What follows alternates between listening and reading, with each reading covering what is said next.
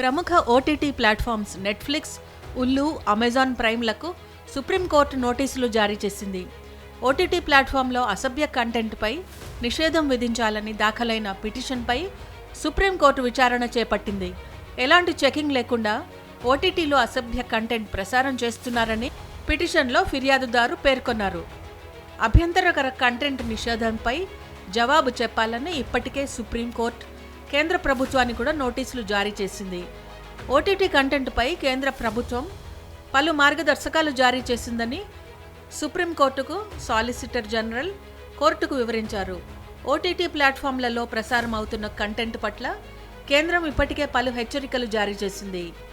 ఏ rating ఉన్న కంటెంట్తో పాటు అసభ్య కంటెంట్ను కూడా అందుబాటులో ఉంచడం చట్టరీత్యా నేరమని, వీటిని కట్టడి చేసేలా నిబంధనలను రూపొందించాల్సింది కేంద్ర ప్రభుత్వమే అంటూ justice B R Gavai, justice Augustine George Masih ధర్మాసనం ఇప్పటికే పేర్కొంది.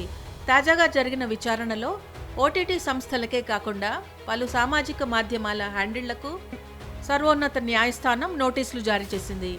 Amazon prime, Netflix, ఉల్లు, Alt Balaji ఓటీటీతో పాటు ఎక్స్, ఫేస్బుక్, ఇన్స్టాగ్రామ్, యూట్యూబ్లకు సుప్రీంకోర్టు నోటీసులు ఇచ్చింది.